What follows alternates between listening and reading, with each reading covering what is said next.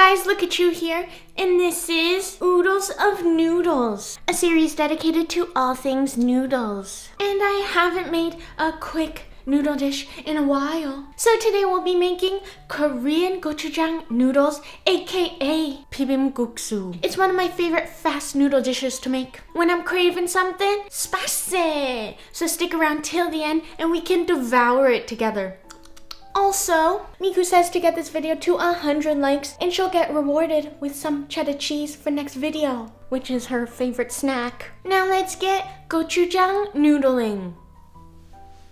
So I'm currently in a therapy session with Dr. Miku, and she just prescribed me some gochujang. It's not just gochujang, it's a special gochujang. She says to just vent all your emotions and feelings into this special chili paste, and all your worries will magically go away. Wow, sounds so cool. Ah! What was that? Oh, oops, that was my personal container. Here's a new one. I don't even want to know. But I feel ya, Miku. Anyways, as CEO of Spastic Girl, we gotta make our spastic noodle sauce. First up, gochujang. As you may know, it's a sweet and savory fermented chili pepper paste. I'll be using a mild version, so it's not that hot, but it has a nice chili flavor. Plop 3 tablespoons into a small bowl and that was a nice plop. Now to make your taste buds go, oh boy, we gotta use some soy sauce. But now I'm sort of curious what soy milk would taste like with this. Anyways, soy sauce will help add a hint of savoriness to the noodles without it being overwhelmingly salty. Just 2 teaspoons of regular old soy sauce will do the trick. And every good noodle dish has a bit of acidity. You'll need some white vinegar. It helps balance out the umami-ness and savoriness of the sauce with a memorable tang to it. Like my dance, tang. And it's also one of my favorite pastime drinks. Favorite condiments. This is most definitely not vinegar. So delicious. I know most of my other noodle videos use Chinese black vinegar, and some of you can't find it. So now there's no excuse to making these noodles. Drizzle in 1 tablespoon of it, and you're looking extra sweet today. So harvest some of that sugar. I know some recipes call for corn syrup or honey, but we don't need that, okay? This will be the last flavor profile to our sauce. We have spicy, salty, sour, and sweet. So sprinkle 2 teaspoons of this glorious granular goodness. Say that 10 times fast. Add a tablespoon of water, and then we're gonna do a little mixy mix. Once your sauce is well combined and the sugar particles have dissolved, it's time to cook the noodles. Any dried Asian wheat flour noodle will do. You know, we got our thin, we got our thick, narrow, and wide. Whichever one you choose, the noodle world is your oyster. And the reason why I specifically said dried noodles, is because it's more convenient.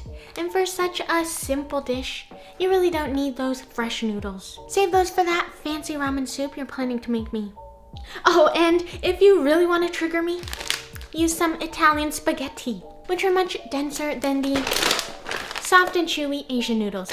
But the traditional Bibim-Guksu uses thin wheat flour noodles, aka somyeon. But today I'm feeling a wide noodle, so we'll be using these Taiwanese-styled sliced noodles. These are not only gorgeous, just like you, they help pick up and hold any sauces that come their way. Grab 120 grams or 4 ounces of your favorite noodles, cooking it according to package. Grab a noodle to make sure it's al dente, meaning it still has a nice chew, and traditional Bibim-Guksu uses cold noodles, so if you fancy them cold, you can optionally rinse the noodles in cold water for around 10 seconds and then dump them into a mixing bowl. To the noodles, we're gonna add some finely minced garlic. Purple garlic, that is, but sadly, the actual garlic cloves aren't purple. If anyone knows why the peel of this garlic is purple, please let me know. Anyways, once you added 2 minced garlic cloves, we're gonna add some gochugaru, a tablespoon of it. It isn't really spicy, but adds a nice vibrant red color to the noodles. And you know the drill. To a pot, heat up 3 tablespoons of vegetable oil until chopsticks form around the bubbles form around the chopstick. Carefully pour it on top of the aromatics. Drizzle on the spicy sauce we made in the beginning on top of the noodles. Do a little mixy mix, and you may be wondering why we didn't mix in the garlic and the gochugaru into our spicy sauce.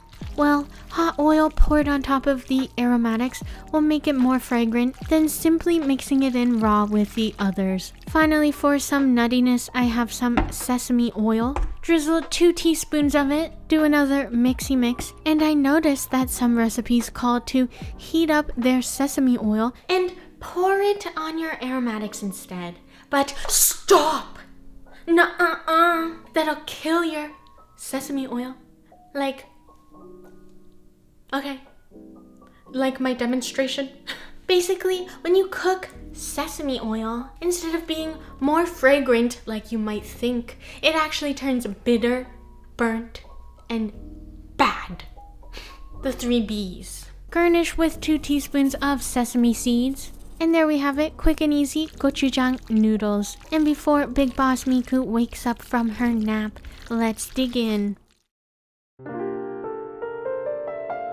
Alright, so this is the finished product. And I'm super excited. Oh. Alright, cheers. First bites for you. Nom nom nom.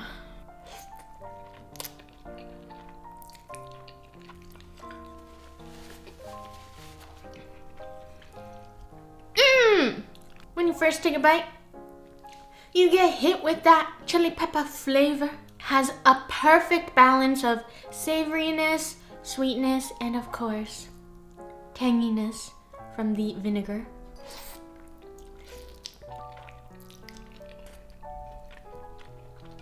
These beautifully squiggly wide noodles hold the sauce very well and are also very nice and chewy. Typically, I would pair this with some cucumber, a soft-boiled egg. Just eating it plain is also very good.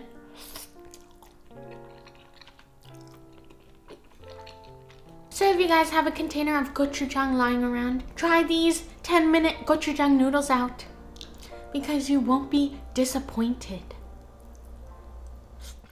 Alright, so this gets LookCatchu's stamp of approval. And if you like this video, please give it a thumbs up. And please subscribe to my YouTube channel. I post once a week. And I'll see you guys next time. Down. Eat. I did not expect to make this big of a mess.